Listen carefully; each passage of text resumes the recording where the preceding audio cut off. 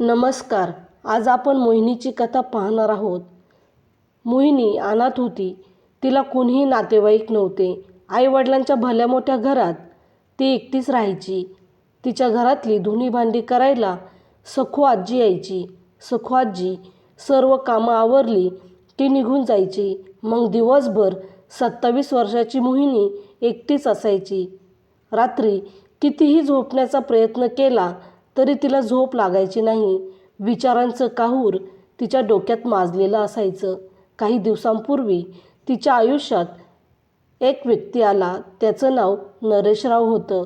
का आला हा माझ्या आयुष्यात? मी माझी एकटी सुखात होते आणि तो आपल्यासोबत असं का वागला असे तिला वाटायचे. त्याने आपलं आयुष्य खराब केलं.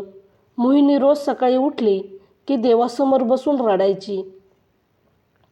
मोहिनीला अजूनही 11वीचे दिवस आठवत होते. मोहिनी व नताशाची एकदम घट्ट मैत्री होती. त्याच कॉलेजमध्ये श्रमेश पण शिकत होता. श्रमेश पार्ट टाईम नोकरी करत आपले शिक्षण करत होता. श्रमेश दुपारपर्यंत कॉलेज करायचा आणि त्यानंतर जॉबवर जायचा. श्रमेश खूप मेहनती होता. तो जॉब सांभाळून आपलं कॉलेज करायचा. मोहिनीपेक्षा तो 3 वर्षांनी मोठा होता. त्याला मोहिनी खूप आवडायची, पण त्याने हे कधीही मोहिनीला सांगितले नाही. मोहिनीचा स्वभाव समजदार, चारचौघात उठून दिसणं, तिच्या वागण्यातील सहजता या सर्व गोष्टींमुळे श्रमेशला ती आवडायची. श्रमेशला मोहिनी आवडायची तर मोहिनीची मैत्रीण नताशाला श्रमेश आवडायचा. नताशाला माहीत होतं की श्रमेशला मोहिनी आवडते, पण तिने मोहिनीला काहीच सांगितलं नाही. जे चालू आहे ते असंच चालू राहू दे, जे काय होईल ते पुढे पाहू असा विचार करून नताशा शांत बसली. असेच दिवस जात होते. सगळ्यांचे कॉलेज मजेत चालले होते. एक दिवस नताशाने श्रमेश ज्या हॉटेलमध्ये काम करतो त्या हॉटेलमध्ये स्वतःलाही जॉब शोधला. सकाळी कॉलेज आणि नंतर 8पर्यंत हॉटेलमध्ये काम. नताशाने मोहिनीला पण आपल्यासोबत कामावर यायला सांगितले. त्या हॉटेलमध्ये अजून एका व्यक्तीची गरज आहे असे नताशाने मोहिनीला सांगितले आणि मला पण तुझी सोबत होईल असेही म्हणाली. खरं तर मोहिनीला कामावर जायची काहीच गरज नव्हती. मोहिनीचे आईवडील या जगातून गेले होते, पण मोहिनीसाठी भरपूर संपत्ती कमवून ठेवली होती. पण नताशाने खूप आग्रह केल्यामुळे मोहिनी तिच्यासोबत हॉटेलमध्ये कामासाठी जाऊ लागली. मोहिनीला माहीत नव्हतं तिला भविष्यात कोणकोणत्या गोष्टींना सामोरे जावे लागेल. मोहिनी व नताशा सकाळी कॉलेज करायच्या आणि दुपारी हॉटेलमध्ये कामावर यायच्या. त्याच हॉटेलमध्ये श्रमेश पण कामाला होता. या हॉटेलमध्ये येणारे लोक श्रीमंत घरातले असायचे. बहुतेक लोक चारचाकीतूनच यायचे. त्यांची कपडे, वागण्याची रीत पाहून नताशा हरकून जायची. तिला वाटायचे आपण पण असंच हाय प्रोफाईल जीवन जगलं पाहिजे. तसं आपल्या आयुष्यात काहीही होणार नाही हे माहीत असूनही ती वेगवेगळी स्वप्न रंगवायची. एक दिवस 5-6 जण हॉटेलमध्ये आले. हॉटेलच्या मॅनेजरने मोहिनीला त्यांची ऑर्डर घ्यायला सांगितले. मोहिनी त्यांच्याजवळ गेली आणि त्यांना काय हवं ते विचारले. मोहिनीचा तो मंजूळ आवाज कानावर पडताच नरेशरावांनी तिच्याकडे पाहिलं. त्यांचं वय 35-36 असेल, पण मोहिनीचं त्यांच्याकडे लक्ष नव्हतं. प्रत्येकाने काही ना काही खाण्यासाठी मागवलं. त्या 5-6 जणांच्या गप्पा चांगल्याच रंगल्या होत्या. 1-1.5 तासाने सर्वजण आपापल्या मार्गाने निघाले, पण नरेशराव मात्र मागेच थांबले. नरेशरावांनी मॅनेजरजवळ जाऊन मोहिनीची सगळी माहिती मिळवली आणि त्यानंतर हॉटेलमधून गेले. त्यानंतर मात्र नरेशरावांच्या हॉटेलमध्ये येणं जाणं जास्तच वाढलं आणि ते हॉटेलमध्ये आल्यावर ऑर्डर देण्यासाठी मोहिनीलाच आवाज द्यायचे. ही गोष्ट श्रमेशच्या नजरेतून सुटली नाही. त्यामुळे रमेशने एक दिवस मोहिनीला त्या नरेशरावांपासून दूर राहा, ते फक्त तुझ्यासाठीच हॉटेलमध्ये येतात हे सांगितले. त्यामुळे मोहिनीला पण आता नरेशरावांचा राग यायला लागला होता. 2-3 दिवस गेले आणि एक दिवस परत नरेशराव हॉटेलमध्ये आले. त्यांना आलेले पाहून मोहिनीला त्यांचा राग येत होता. त्यांनी ऑर्डर देण्यासाठी मोहिनीला बोलावले. मोहिनी रागातच त्यांच्याकडे गेली आणि त्यांची ऑर्डर लिहून घेतली. नरेशरावांनी फक्त चहाची ऑर्डर दिली होती. चहा पिल्यानंतर नरेशराव मोहिनीकडे आले व तिला आपले कार्ड दिले आणि म्हणाले, माझे तुझ्याकडे काम आहे. उद्या सकाळी 10 वाजता या पत्त्यावर येऊन भेट, असं सांगितलं. मोहिनी मात्र रागाने त्यांच्याकडे पाहत होती. या नरेशरावांचं आपल्याकडे काय काम असेल या विचाराने तिचं डोकं भणभणलं होतं. हॉटेलमधून घरी जाताना मोहिनीने नताशाला मला नरेशरावांनी भेटायला बोलावले आहे हे सांगितले. तेव्हा नताशा म्हणाली, अगं असेल त्यांचं काहीतरी काम. तुझ्या जागी मी असते तर गेले असते.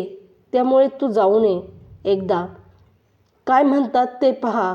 दुसऱ्या दिवशी मोहिनी नरेशरावांना भेटायला गेली. पण ती एकटी न जाता तिने आपल्यासोबत रमेशला पण नेले. मोहिनीने रमेशला ऑफिसच्या बाहेर थांबायला सांगितले आणि स्वतः एकटीच ऑफिसमध्ये गेली. मोहिनीने केबिनचा दरवाजा वाजवला तशी ती खूप घाबरलेली होती. दार उघडच आहे, आत ये, एक भारदस्त आवाज आतून आला. मोहिनी आत गेली.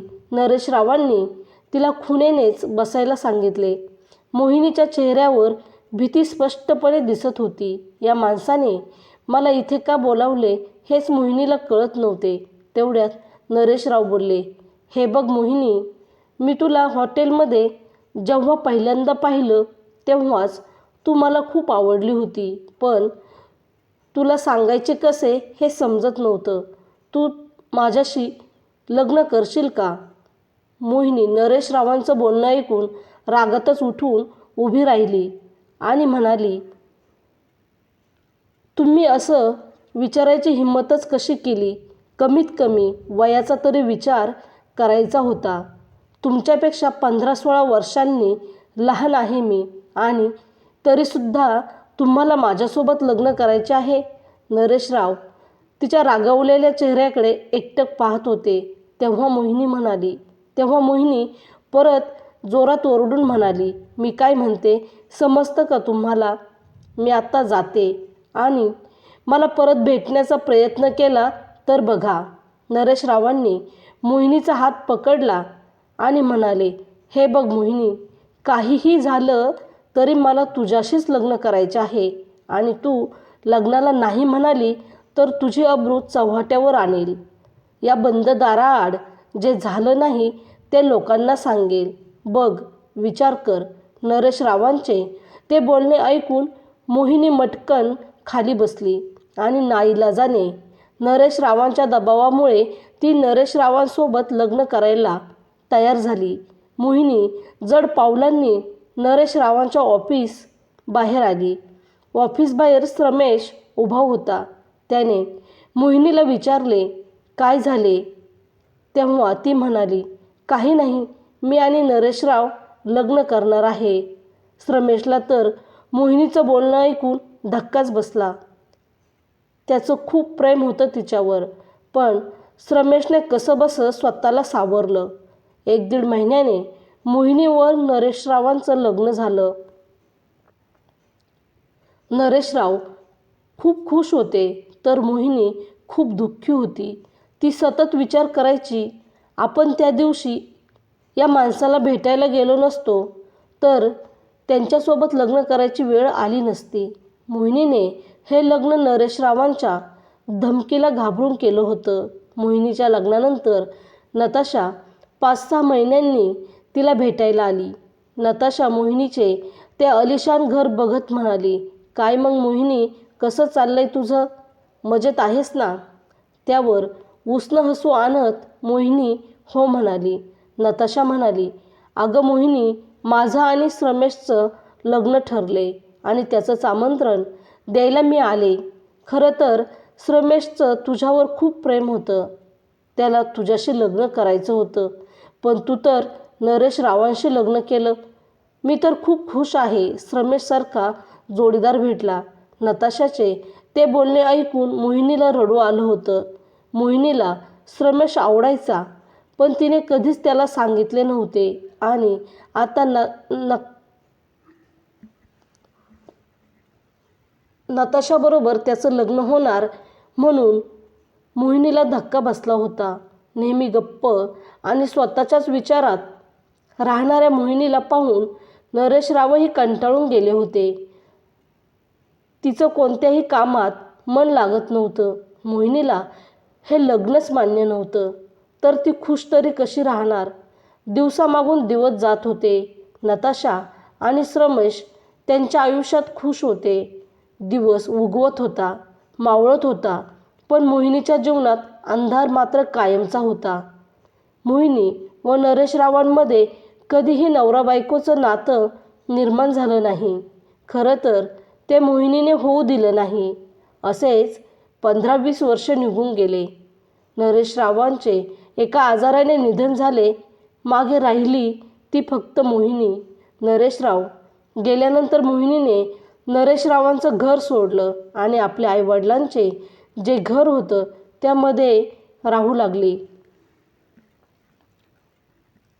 या चॅनलवर नवीन असाल तर प्लीज चॅनलला लाईक, शेअर आणि सबस्क्राईब नक्की करा, कारण या चॅनलवर तुम्हाला अशा छान कथा ऐकायला भेटतील. व्हिडिओ शेवटपर्यंत पाहिल्याबद्दल धन्यवाद.